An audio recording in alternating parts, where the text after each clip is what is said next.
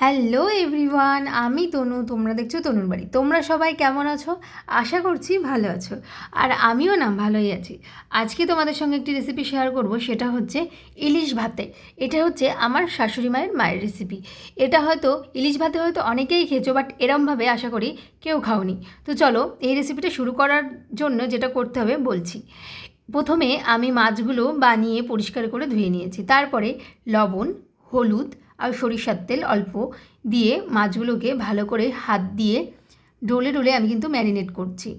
ভালো করে মাখিয়ে ম্যারিনেট করে নেব। একটু হাত দিয়ে চেপে চেপে নেব ভালো করে, যেরকমটা আমি দেখাচ্ছি সেরকমটা দেখো।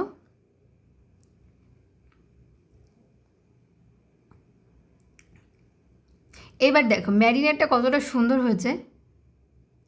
ইলিশ মাছ রান্না করার সময় কিন্তু বেশি ফোটাতেও হয় না, বেশি ভাপ দিতেও হয় না, অল্প স্টিমেই কিন্তু হয়ে যায়। এইবার ঢাকা দেওয়ার পরে আমি মশলা করতে যাব। এখানে আমি 4 চামচ গোটা জিরে দিয়ে নেব। 4 চামচ গোটা জিরে। এবার দিচ্ছি 4 চামচ ধনিয়া। যতটা জিরে ততটা ধনিয়া। এবারে আমি দিয়ে দেব শুকনো লঙ্কা। এবার শুকনো খোলায় এই মশলাগুলো আমি ভালো করে ভেজে নেব। দিয়ে দিয়েছি শুকনো খোলা মানে কড়াইতে, পুরো খালি কড়াই থাকবে। কড়াই গরম হওয়ার পরে দিয়ে দেবো। এইবার মাঝপথে আমি দিয়ে দেব কিছুটা তেজপাতা। যখন এরকম কালার হয়ে আসবে, দেখো কালারটা কিন্তু পুড়বে না বা কালচেও হবে না, হালকা ব্রাউন কালার যখন হয়ে আসবে তখন ভাববে হয়ে গেছে, আর তেজপাতাগুলো চাপ দিলেই ভেঙে যাবে। এবার আমি শিলে মশলা করব। তার জন্য শিলটাকে ভালো করে পরিষ্কার করে নিলাম, কারণ যেহেতু এটা শুকনো মশলা করতে সুবিধা হবে সেই জন্য আমি ভালো করে পরিষ্কার করে নিলাম, কারণ আমাকে গুঁড়ো করতে সুবিধা হবে। এবার এই মশলাগুলো আমি ভালো করে হাতের সাহায্যে পিষে নেব। দেখো এরকমভাবে পিষে নিলাম। এবার শিলে কিন্তু ভালো করে আগে শুকনো পিষতে হবে। শিলে বাটা যে কোনো মশলা রান্নায় কিন্তু টেস্ট ভালো হয়, কিন্তু আমরা সময়ের জন্য বা কিছু অনেক রকম কারণের জন্য আমরা কিন্তু এটাকে মিক্সচারে পেস্ট করি। এবার দেখো এরকম গুঁড়ো হয়ে আসবে। আমার ক্যামেরাটা ঘুরে গেছে, তার জন্য সরি, আমি বুঝতে পারিনি মশলাটা করার সময়। এইবার যখন গুঁড়ো হয়ে যাবে তখন আমি জল দেবো, তাহলে মশলাটা করতে সুবিধা হবে।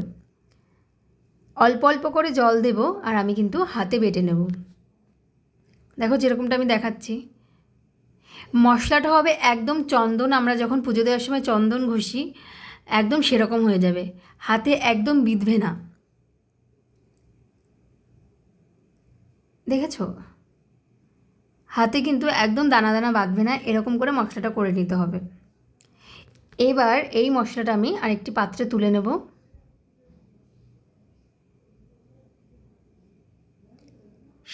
শিল নোড়াটা আমি ভালো করে কেটে কিন্তু তুলে নিলাম। দেখো ঠিক পেস্টটা এরকম হয়েছে, আর বেশ অনেকটাই কিন্তু হয়েছে। এটা হচ্ছে 8 পিস মাছ আর 1 কেজি চালের রেসিপি।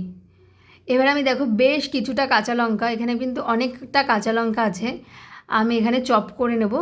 বা যারা চাও বটি দিয়ে, তারা বটি দিয়েও কুচিয়ে নিতে পারো। আমি একটু চাকুতেই কমফোর্টেবল বা ছুরিতে, সেই জন্য আমি ছুরি দিয়ে চপ করে নিচ্ছি।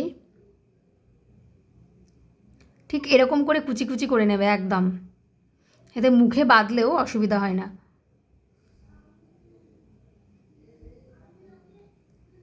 ঠিক এরকম করে কিন্তু সবগুলো আমি চপ করে নিচ্ছি একদম কুচি কুচি করে। যেমন মুড়ি মাখার সময় তোমরা খাও না, ঠিক সেরকম করে চপটা করে নেবে। আমি কিন্তু এখানে ছোট 1 বাটি লঙ্কা কুচি করে নিয়েছি। এটা হচ্ছে 8 পিস মাছ আর 1 কেজি চালের জন্য। দেখো ঠিক এরকম একদম কুচি কুচি, মুখে বাঁধলেও বোঝা যাবে না। দেখো এরকম একটা বাটির 1 বাটি আমি লঙ্কা নিয়ে নিয়েছি, কাঁচা লঙ্কা। এবার আমি ভাত বসিয়ে দেব। ভাত বসিয়ে দিয়েছি। কিছুক্ষণ পরে ভাতটা ফোটাও শুরু করে দিয়েছে, কিন্তু ভাতটা কিন্তু বেশি হবে না। যে যেরকম ভাত খাও, কেউ নরম খায়, কেউ মিডিয়াম খায়, কেউ একটু শক্ত শক্ত খায়, যাই হোক সেক্ষেত্রে কিন্তু একটু আগে নামাতে হবে ভাতটা। যেমন আমরা যখন ভাত হওয়ার সময় না একটু চাপ দিয়ে দেখি চাল চাল ভাব আছে, যখন চাল চাল ভাবটা হয়ে যাবে, হাতটা চাপ দিলেই নরম হয়ে যাবে, সেরকম সময় নামিয়ে নিতে হবে। তো আমি ভাতটা উপর দিয়ে দিয়েছি। এবার ইলিশ মাছগুলোর একবার ম্যারিনেট করার পালা। সেক্ষেত্রে আমি যে মশলাটা তখন করলাম না শিলেতে, সেই মশলাটা আমি দিয়ে দিলাম। এবার তখন যে লঙ্কা কুচি করলাম সেটা আমি পুরোটা দিয়ে দিচ্ছি। ঝালটা দিলে কিন্তু বেশি টেস্ট লাগবে। এবার আমি যে বাটিতে লঙ্কা কুচি করে রেখেছিলাম সেই বাটির প্রায় 1 বাটি তেল দিয়ে দিলাম, সরিষার তেল অবশ্যই।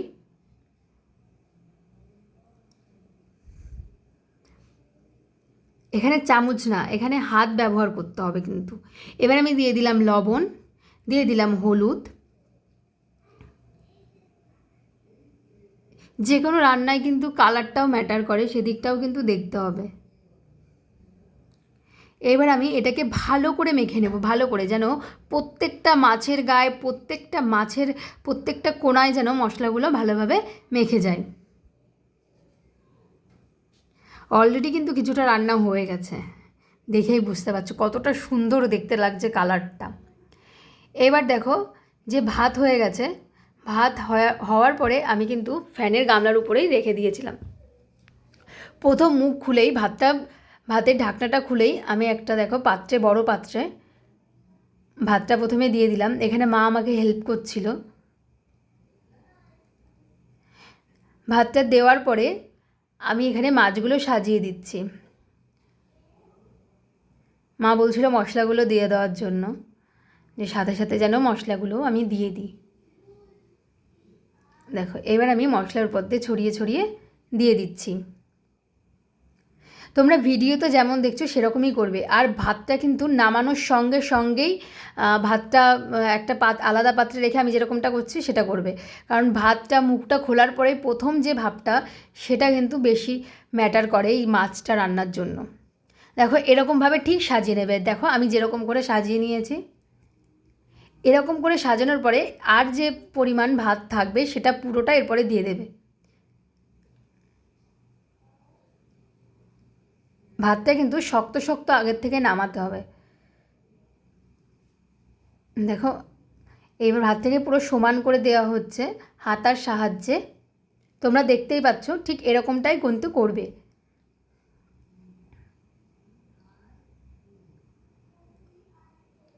এবার একটা থালা দিয়ে, যে থালাটা দিয়ে একদম চেপে যাবে সেরকম একটা থালা দিয়ে মা চেপে দিচ্ছে, সাইজ সাইজ করে নিচ্ছে। এবার এরপরেই শিল বসিয়ে দেবে, বা অনেকে পাটাও বলে।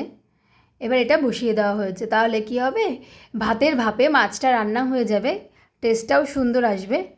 কিছুক্ষণ পরে, প্রায় আধ ঘন্টা পরে শিলটা তুলে নেওয়া হলো। এইবার এইটা দেখো কতটা সুন্দর দেখতে লাগছে, দেখেছো? ভাতটা পুরো একদম ওর সঙ্গে সেটে গেছে, একদম শক্ত হয়ে গেছে। এবার উপর থেকে ভাতগুলো আলতো করে তুলে নিতে হবে।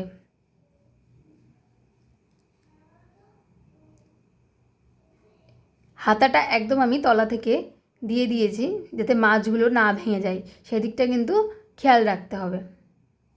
দেখো ভাতগুলো আলাদা উপর থেকে কেটে কেটে নিয়ে রেখে দিচ্ছি। এবার দেখো 1 পিস মাছ বেরিয়ে পড়েছে। এই মাছগুলোকে কিন্তু এবার আলাদা রাখতে হবে।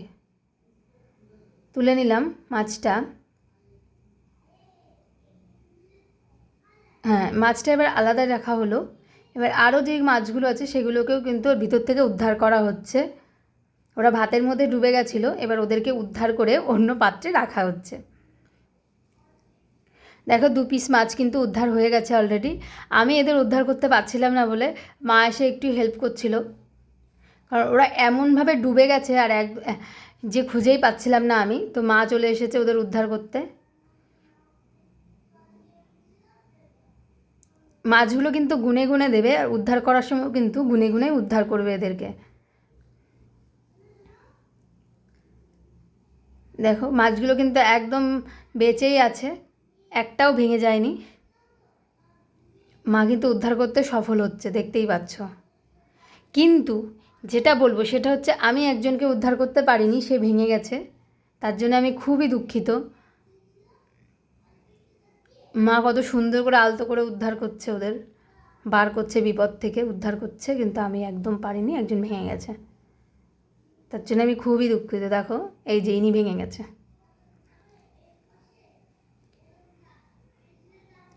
মা খুব সুন্দর করে যত্ন সহকারে উদ্ধার করছে। আমি একটা আগের থেকে ভেঙে ফেলেছি। এইবার সব মাছ আমার উদ্ধার হয়ে গেছে, 8 পিস মাছ। এইবার এই ভাতগুলোকে এরকম করে মেখে নিতে হবে, মেখে এরকম করে সাজিয়ে ফেলেছি। এইবার ভাত বেড়ে নিলেই তার উপরে মাছের পিস দিলেই কিন্তু দেখো রেডি। তো আমার আজকের ইলিশ ভাতে রেডি হয়ে গেছে। এই রেসিপিটা যদি সবার ভালো লেগে থাকে লাইক কমেন্ট শেয়ার করতে কিন্তু ভুলো না। আর এরকম লোভনীয় রেসিপি আরও পেতে আমার চ্যানেলটিকে সাবস্ক্রাইব করো। দেখা হচ্ছে নেক্সট কোনো রেসিপি নিয়ে, নেক্সট কোনো ভিডিওতে। সবাই ভালো থেকো, সাবধানে থেকো। টাটা।